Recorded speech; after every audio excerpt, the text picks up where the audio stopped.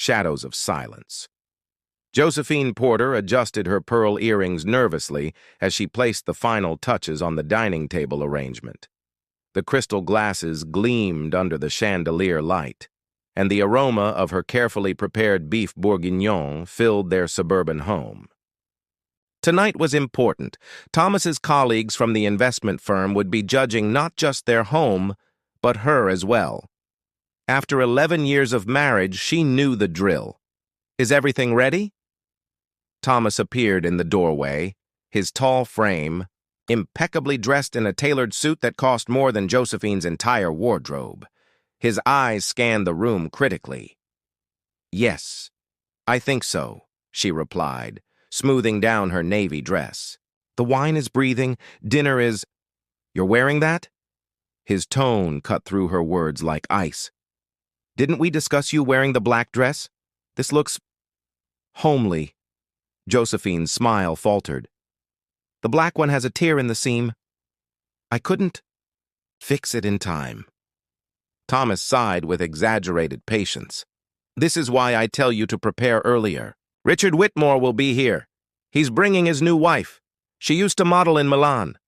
The doorbell rang before Josephine could respond. The evening proceeded as many had before.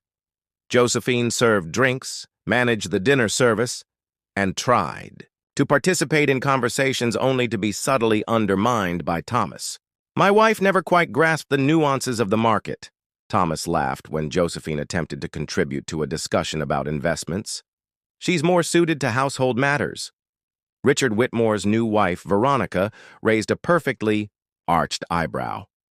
"Don't you have any interests of your own, Josephine?" Josephine began.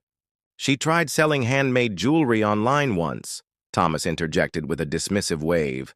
"Sweet little hobby that went nowhere, cost us more in supplies than she ever made back." The table erupted in polite laughter, and Josephine retreated into silence, her cheeks burning. What Thomas failed to mention was that her hobby had actually been gaining traction until he convinced her to abandon it, calling it a distraction from her duties as his wife. Later that night, as Josephine washed crystal glasses alone in the kitchen, Thomas having retired to his study with a nightcap, she caught her reflection in the window above the sink. The woman staring back had hollow eyes and a smile that never reached them. When had she become this shadow? When had she accepted that her voice, her dreams didn't matter? The following week brought the annual charity gala at the country club, an event where Thomas paraded Josephine like an accessory. She spent hours preparing, selecting a burgundy gown that Thomas had approved, styling her chestnut hair into an elegant updo. "You look presentable," was his only comment as they arrived at the venue.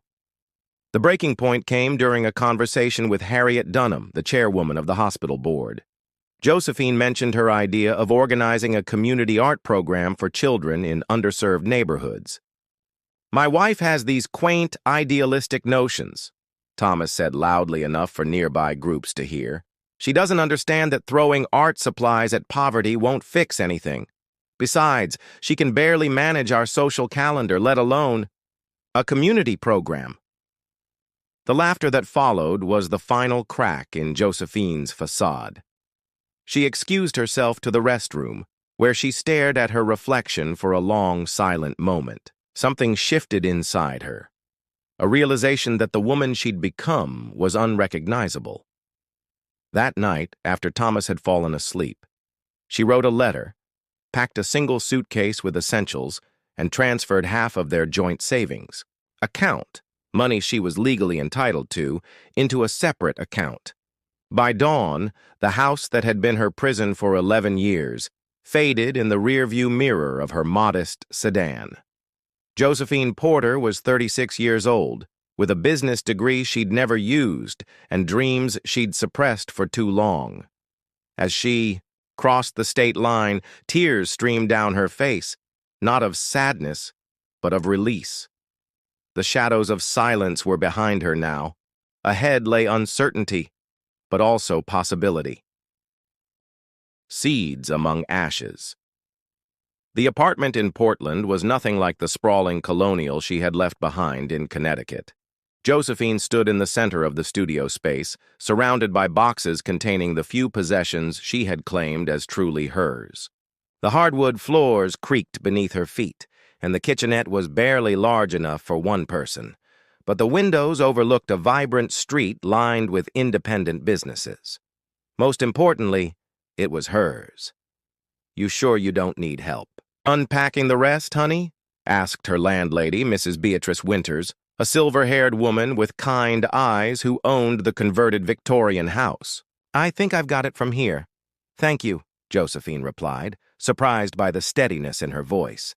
After Mrs. Winters left, Josephine unpacked a small wooden box containing her jewelry-making supplies, the hobby Thomas had mocked.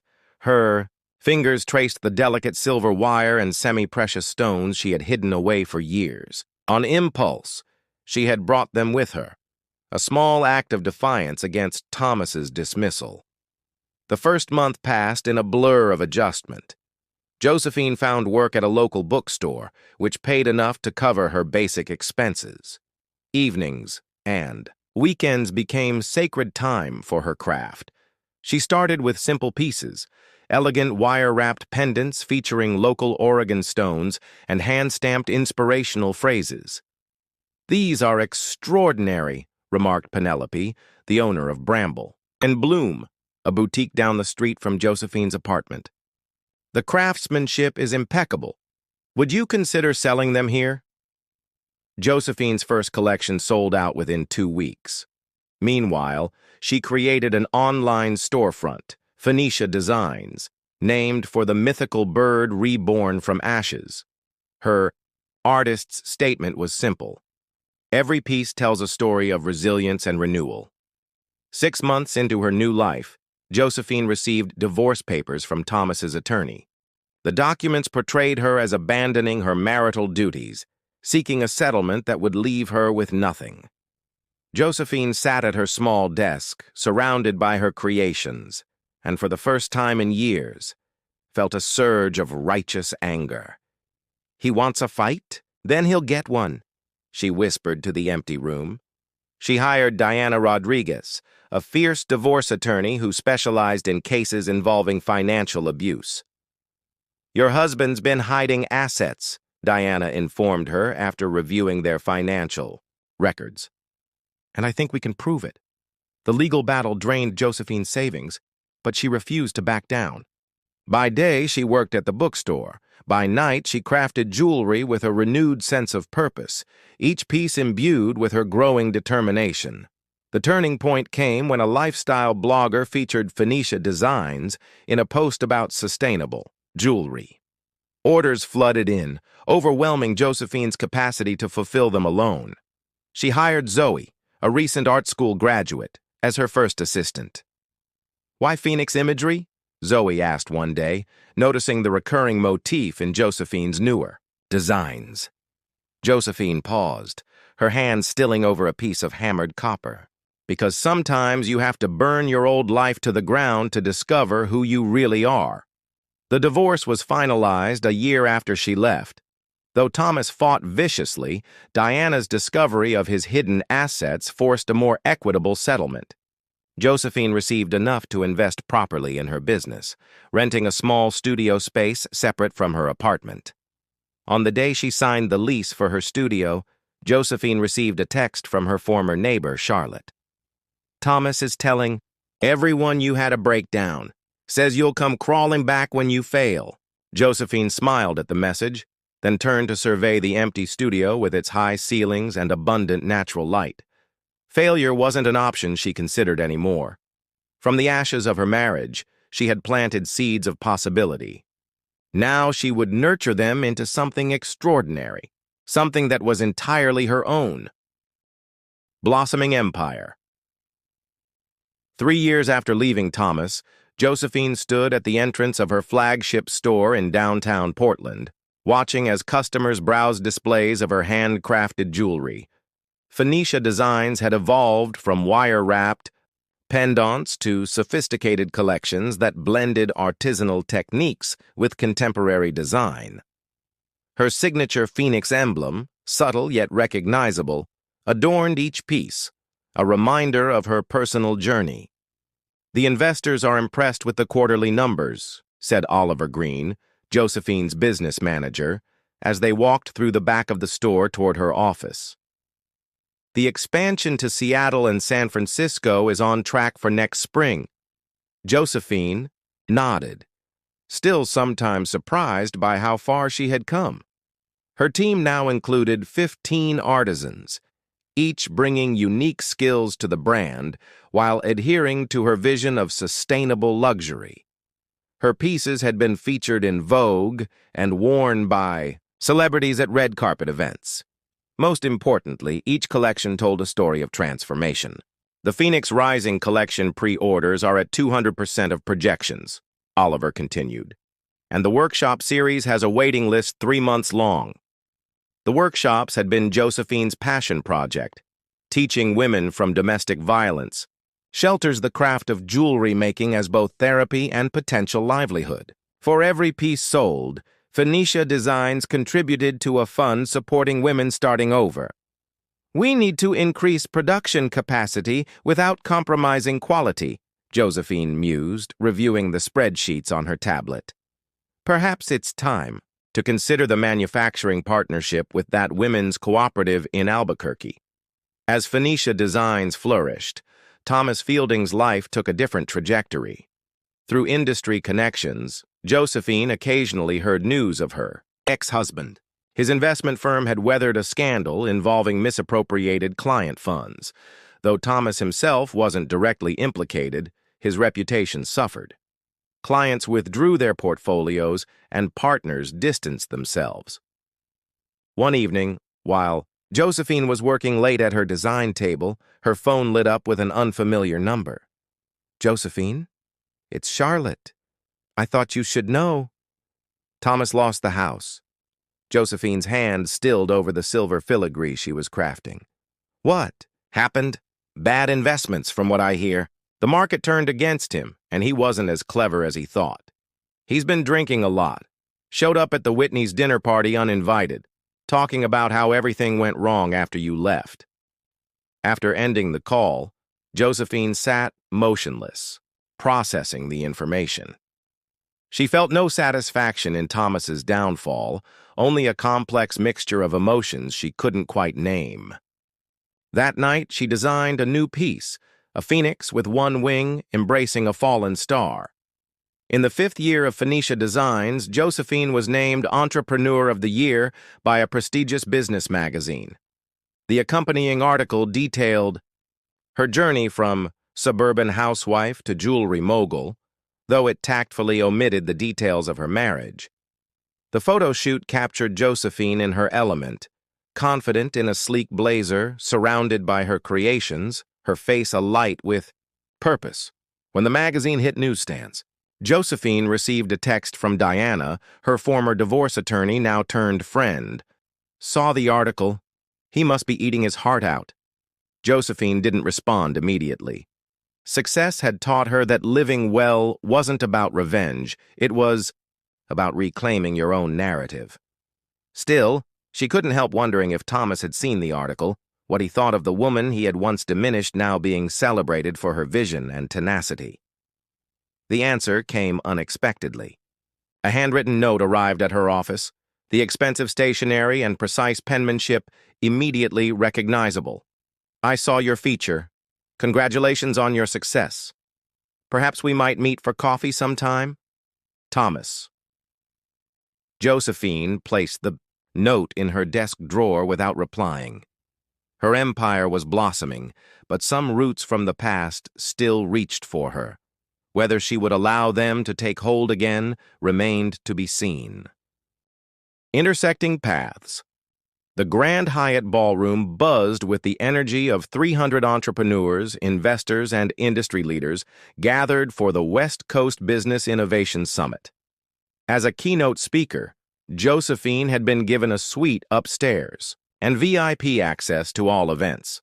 Phoenicia Designs, now valued at over $20 million with stores in 7 cities, had become a case study in sustainable luxury branding.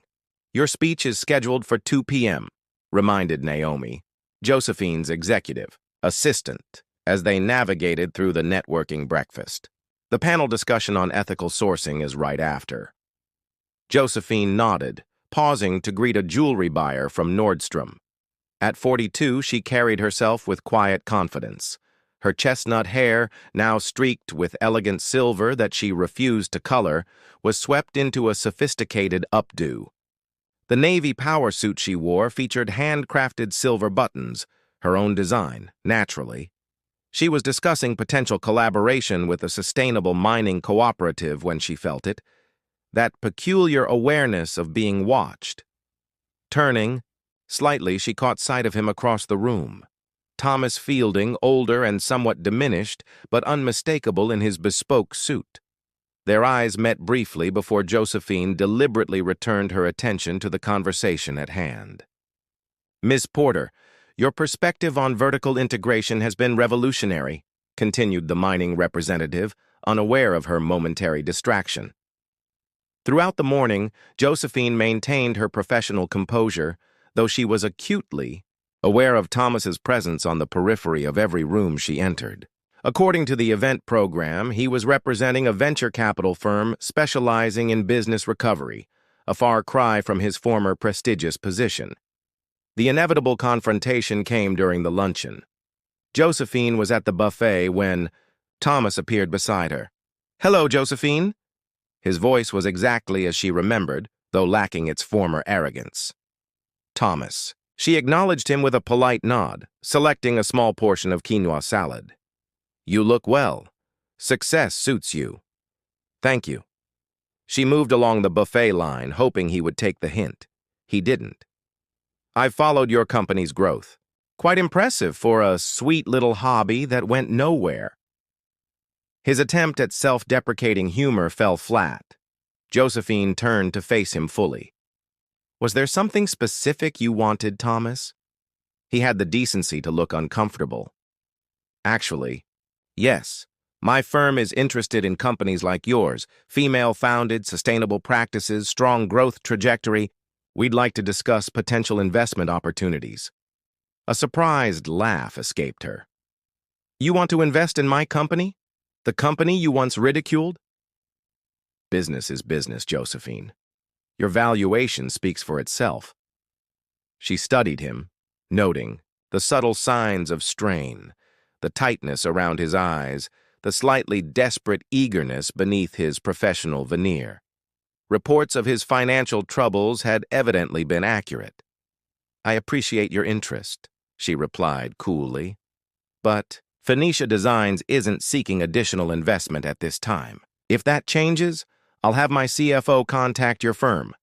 Now, if you'll excuse me, I need to prepare for my keynote." As she walked away, Thomas called after her. "I read that article about you, the one that called you the Phoenix of the jewelry industry." Appropriate name, considering. Josephine paused, but didn't turn around. "Considering what?" "Considering I'm the one who burned your life down. In a way, I created you." She turned then, her composure intact but her eyes flashing. "No, Thomas, you nearly destroyed me. I created myself from what remained." The ballroom had quieted, nearby attendees pretending not to listen to their exchange. Thomas's face flushed with embarrassment, a reaction Josephine had never witnessed during their marriage. "My keynote is about resilience in business," she continued, her voice low but steady. "Perhaps you should attend. You might learn something useful for your recovery firm." That afternoon, delivering her speech to a packed ballroom, Josephine noticed Thomas seated near the back. He watched her intently as she described transforming personal adversity into professional strength, though she never directly referenced their marriage. "The most valuable lesson I've learned," she concluded, "is that our greatest setbacks often contain the seeds of our most significant growth. What matters isn't the fire that burns us, but how we rise from the ashes." The standing ovation that followed was gratifying, but it was the sight of Thomas slipping quietly from the ballroom that gave Josephine unexpected pause. For the first time in years, she wondered what his life had truly become in her absence, and why, after all this time, their paths had intersected again. Reclaiming her heart. The rooftop restaurant offered a panoramic view of Portland's twinkling skyline. Josephine arrived precisely on time, dressed in an understated black dress adorned with a single phoenix pendant, the original prototype from her first collection. The hostess led her to a corner table where Thomas waited, looking both eager and apprehensive. "Thank you for agreeing to meet," he said, rising as she approached. Josephine had spent 3 days considering his request for dinner after the business summit concluded. Curiosity, more than anything else, had prompted her acceptance.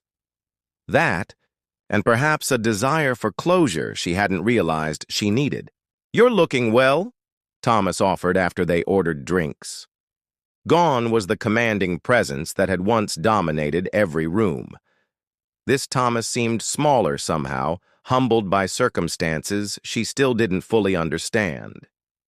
"Let's not pretend this is a casual reunion, Thomas," Josephine replied. "What do you really want?" He sighed, fingers tapping nervously against his water glass. "Direct as always. I suppose I deserved that." He paused, seeming to gather courage. "The truth is, I wanted to apologize, properly, for everything." Josephine raised an eyebrow, waiting. "I was cruel to you," he continued, "dismissive, controlling. I treated you like an accessory to my success, rather than a partner in life. When you left, it took me years to understand what I had lost." "And what exactly did you lose, Thomas?" "A good woman, a brilliant mind, a chance at genuine happiness." His voice quieted. "The market crash 3 years ago was just the beginning of my downfall. Turned out I wasn't nearly as clever as I thought. But the real failure started long before, with how I treated you." The waiter arrived with their drinks, providing a momentary reprieve from the intensity of the conversation. Josephine sipped her wine, studying the man across from her. Time and hardship had softened his once sharp edges. The arrogance had been replaced by something that looked suspiciously like humility. "I heard about your financial troubles," she acknowledged. Thomas grimaced. "Rock bottom came last year. Lost the house. Most of my clients. Started drinking too. Much. My sister finally intervened, got me into therapy." He gave a self-deprecating laugh. "Turns out I had what my therapist calls narcissistic tendencies." Shocking, I know. Despite herself, Josephine smiled slightly. "Recovery suits you." "I'm trying," he admitted. "The venture capital position is recent, a second chance from an old colleague. I'm still rebuilding." He hesitated before adding, "Seeing you at the summit, hearing your speech, it affected me more than I expected." Josephine considered her response carefully. "I didn't leave to hurt you, Thomas. I left to save myself." "I know that now." He reached across the table, stopping just short of touching her hand. "Josephine, I've spent years regretting how I treated you. Watching your success from afar, I've often wondered if things had been different between us, if I had recognized your value, your brilliance." "Don't," she interrupted gently. "We can't rewrite the past."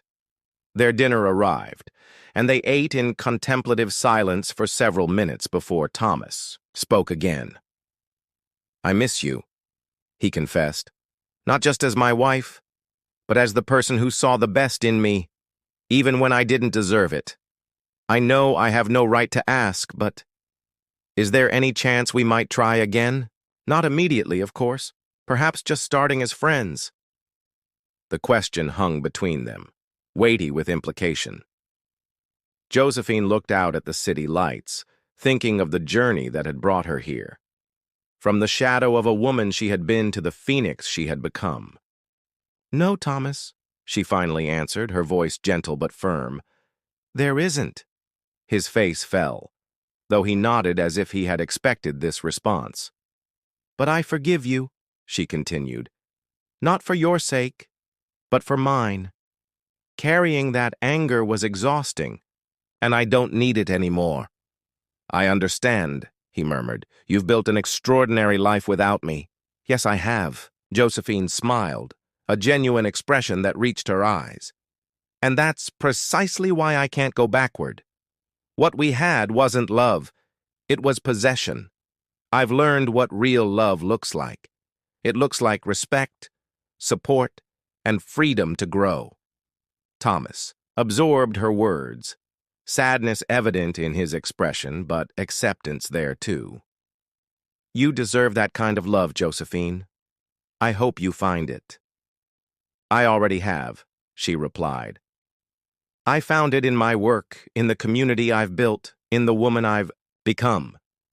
She reached into her purse and retrieved a small velvet box, sliding it across the table. "This is for you." Inside was a simple silver cufflink bearing the phoenix emblem. Just one. A reminder, Josephine explained, that transformation is possible for anyone willing to face their own fire. Thomas stared at the gift, eyes suspiciously bright. "Thank you." As they parted outside the restaurant, he asked one final question. "Are you happy, Josephine? Truly happy?" She considered this, thinking of her thriving business, her upcoming expansion into Europe, the women whose lives had been changed through her workshops, and the quiet confidence that now resided in her heart. "Yes," she answered truthfully. "I am." Walking to her car alone, Josephine felt a profound sense of peace. The circles of her life had closed. The past no longer had power over her future. Tomorrow she would return to her studio and begin designing a new collection, not about rising, from ashes this time, but about the boundless flight that follows. The phoenix had risen. Now, unfettered, she would soar.